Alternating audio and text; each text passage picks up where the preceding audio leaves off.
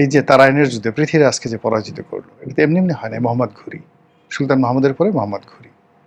বাংলাদেশের তো মীর জাফরের কথা আপনারা জানেন সবাই। মীর জাফর, ঘটসৃষ্টি বেগম, রায়দুল্লভ, পিয়ার লতিফ, তারা সবাই এই দেশকে বিক্রি করেছে। ভারতের কাছে সিকিম বিক্রি করে দিয়েছে লেন্দুব দর্জি। এই যে দেশ বিক্রি করার ইতিহাস, তার সঙ্গে সঙ্গে অনেকে বউ বিক্রি করে দেয়, কন্যাকে বিক্রি করে দেয়, নিজের ছেলেকে বিক্রি করে দেয়, ক্ষমতায় টিকে থাকার জন্য, ক্ষমতা রক্ষা করার জন্য এবং ক্ষমতায় যাওয়ার জন্য। শেখ হাসিনার জামানাতে আমরা সবাই বলতাম শেখ হাসিনা ভারতের দালাল, এই দেশটাকে বিক্রি করে দেবে, এই দেশটাকে সিকিম বানিয়ে ফেলবে, এবং শেখ হাসিনা হলো মহিলা লেন্দুব দর্জি। কিন্তু আজকের দিনে আপনি যদি দেখেন যে ভারতের সঙ্গে তার যে ইন্টারকানেক্টিভিটি ছিল, যে ব্যবসা বাণিজ্য ছিল,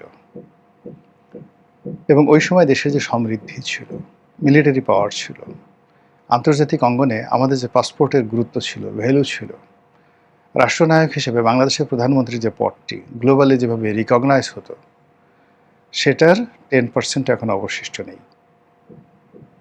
আর এই যে শেখ হাসিনার পতনের পরে এখনো পর্যন্ত ভারতের সাথে কোন কোন চুক্তিগুলো গোলামির চুক্তি, দাসত্বের চুক্তি, এটা আমরা এখনো খুঁজে পাইনি। আর অন্যদিকে আমরা ডক্টর মোহাম্মদ ইউনূসের জামানাতে আমাদের যত স্বপ্ন, ভালোবাসা, দেশপ্রেম এই লোকটিকে কেন্দ্র করে একদম উগরে পড়েছিল। কিন্তু দেখা গেল তিনি এই নির্বাচনের অল্প মাত্র 3 দিন আগে আমেরিকার সঙ্গে যে চুক্তি করেছেন, সব মানুষ, বাংলাদেশের শুধু মানুষ না, প্রকৃতি অভিশাপ দিচ্ছে যে বাংলাদেশকে এইভাবে শৃঙ্খলতার মানে কৃতদাসী হিসেবে দেশমাতৃকাকে আমাদের হাজার বছরের ইতিহাসে কখনো এইভাবে দেশ বিক্রি হয়নি। এমনকি ব্রিটিশ জমানাতেও নয়। রবার্ট ক্লাইভের কাছে মীর জাফর দেশ বিক্রি করেছে, কিন্তু এভাবে নয়। মীর জাফর একটা সাধারণ ইস্ট ইন্ডিয়া কোম্পানি, ইংল্যান্ডের তখন একটা ইস্ট ইন্ডিয়ান কোম্পানি, 1 নম্বর কোম্পানিও না, সেই কোম্পানির বাংলাদেশে একটা প্রতিনিধি তার সঙ্গে হয়েছে। কিন্তু সে যদি ওই সময়টাতে ফ্রান্সের সম্রাট অথবা ধরুন ব্রিটেনের রানীর সঙ্গে দেশ বিক্রি করত, যেভাবে আলাস্কা বিক্রি করা হয়েছে, তো সেটা তো তিনি পারতেন। কিন্তু তিনি একটা কোম্পানির কাছে বিক্রি করেছেন, এবং কোম্পানি তার আপন যোগ্যতা বলে ধীরে ধীরে ধীরে ধীরে 1757 থেকে 1773-74 পর্যন্ত ধীরে ধীরে ধীরে ধীরে দেশটাকে তারা অকুপাই করেছে। কিন্তু যেটি মোগল সম্রাট মোহাম্মদ শাহ করেছে, একটি বৃহৎ কুমিরকে ঘরের মধ্যে ঢুকিয়ে দিয়েছে। অর্থাৎ নাদির শাহ যখন দিল্লিতে আসলো, মুঘল রাজদরবারে গিয়ে সে সেই রুমে ঘুমালো যেই রুমে সম্রাট ঘুমাতেন, মোহাম্মদ শাহ ঘুমাতেন। তার পছন্দ হলো, নাদির শাহের পছন্দ হলো, সে এখান থেকে সেই ময়ূর সিংহাসন নিয়ে গেল, ধন সম্পদ যা কিছু ছিল সব নিয়েছিল, এবং ভারত হা করে তাকিয়ে তাকিয়ে দেখল। এখন বাংলাদেশের সঙ্গে আমেরিকার যে বৈষম্য, আমেরিকার যে শক্তিমত্তা, তার যে সফট পাওয়ার, তার যে হার্ড পাওয়ার, এর 1% আমরা নেই।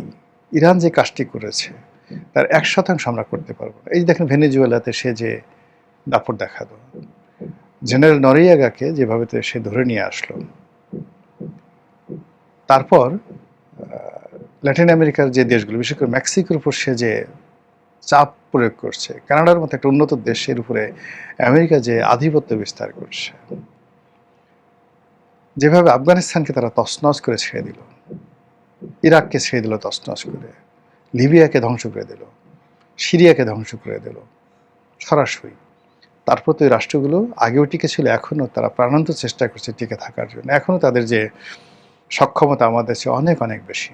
পাকিস্তানের মতো একটা সম্ভাবনাময়, পুরো 1970 পর্যন্ত মানে পুরো এশিয়ার মধ্যে সব দিক থেকে 1 নম্বর রাষ্ট্র ছিল তখন পাকিস্তান।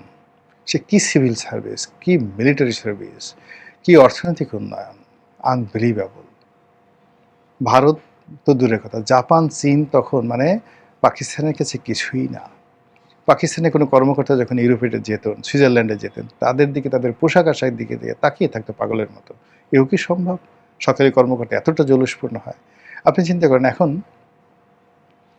এক ভরি স্বর্ণের দাম কত? ধরেন 2.5 লাখ টাকা, 3 লাখ টাকা। এক ভরি স্বর্ণের দাম 3 লাখ টাকা। পাকিস্তান জমানাতে একজন মেজর 450 টাকা বেতন পেতেন। 50 টাকা ছিল তখন এক ভরি স্বর্ণের দাম।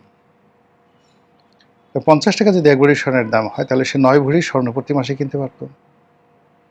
তাহলে পাকিস্তান জমানাতে 450 টাকার একজন মেজরের শুধু বেতন ছিল 450 টাকা, আর বাকি সব রেশন টেশন, বাসা, বাড়ি গাড়ি সব ফ্রি। তো এই 450 টাকার বেতন মানে বর্তমান জমানাতে 9 গুণ যদি হয়, 9 ভরি স্বর্ণ হয়, তাহলে 3 নং 27 লাখ টাকা। এই রাষ্ট্র যদি একজন মেজরকে এখন 27 লাখ টাকা বেতন দেয়, এক মাসের মধ্যে রাষ্ট্র, মানে এটা চলবে? সম্ভবই না, অসম্ভব ব্যাপার।